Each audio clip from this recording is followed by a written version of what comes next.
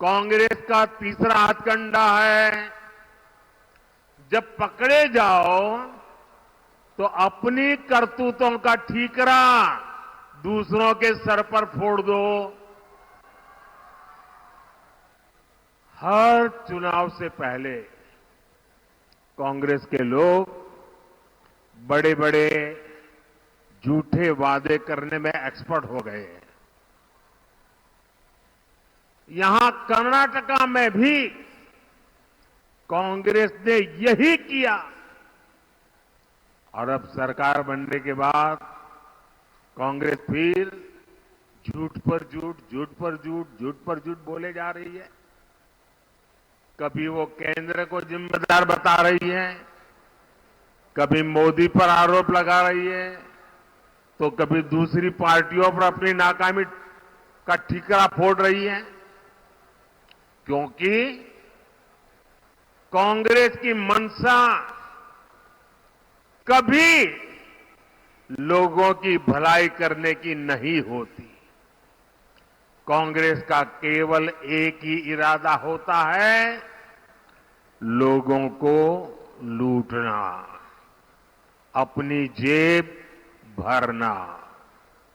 इसलिए कांग्रेस को जब से कर्नाटका में मौका मिला है तो इन्होंने कर्नाटका को अपना एटीएम बना दिया है।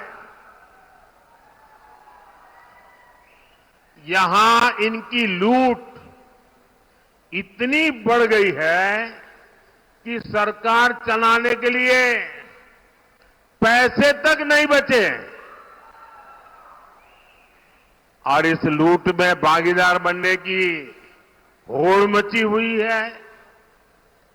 कोई यहां सीएम इन वेटिंग है, कोई यहां फ्यूचर सीएम एस्पिरेंट है, कोई यहां सुपर सीएम है, कोई यहां शैडो सीएम है और इतने सारे सीएम के बीच एक दिल्ली के कलेक्शन मिनिस्टर भी है। कांग्रेस की इस करतूत का नुकसान कर्नाटका के लोगों को उठाना पड़ रहा है। कुछ ही महीनों में कांग्रेस की सरकार ने कर्नाटका की साख को बहुत बड़ा धक्का लगा दिया है।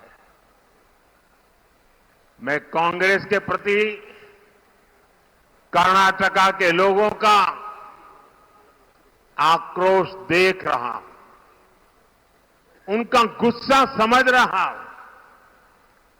कांग्रेस सरकार के ऐसे रवैये के बीच बहुत जरूरी है कि कर्नाटका की लोकसभा की हर सीट पर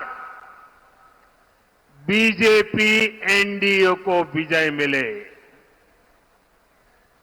बीजेपी एनडीए के सांसद कर्नाटका के लोगों की सेवा के लिए काम करेंगे, यहां केंद्र की योजनाओं को अच्छी तरह से लागू करने में मदद करेंगे।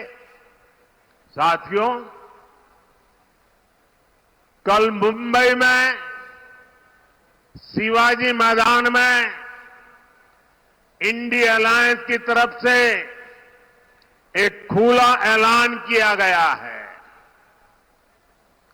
वो लोग हिंदू धर्म में समाहित शक्ति को समाप्त करना चाहते हैं। हिंदू शक्ति को समाप्त करने का उन्होंने बीड़ा उठाया है।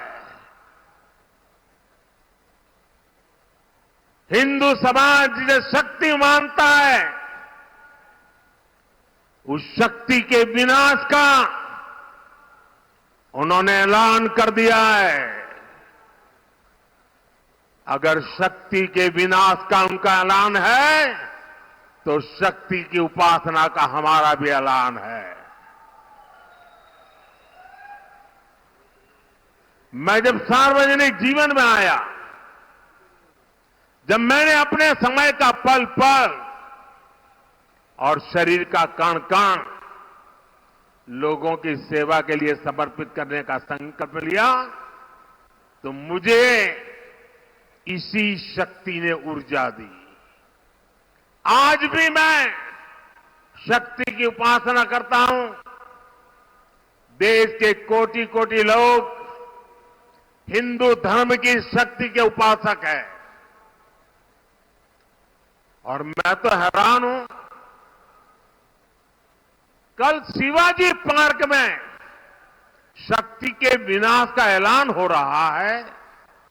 जब मैंने सुना तो मैं सोच रहा था, बाला साहब आप ठाकरे जी, बाला साहब ठाकरे जी, उनकी आत्मा को कितना दुख पहुंचा होगा।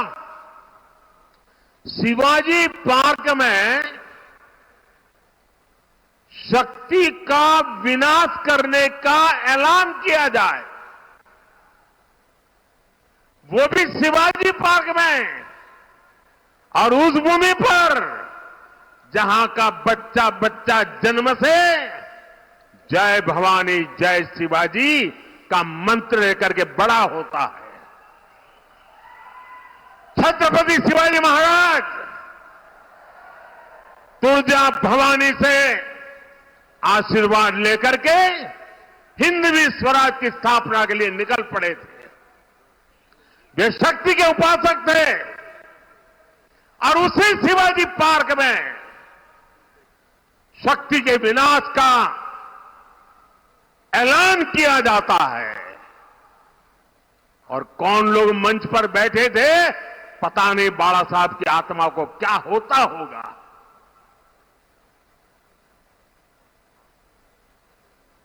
शक्ति का विनाश करने की सोच, साथियों, मेरे लिए देश की नारी भी इसी शक्ति का प्रतिबिंब है। इसलिए हमारी सरकार की योजनाओं में सबसे ज्यादा प्राथमिकता नारी शक्ति को दी जाती है। आजादी के बाद आज तक किसी सरकार ने नारी शक्ति पर इतना बल नहीं दिया जितना हमारी सरकार ने दिया है।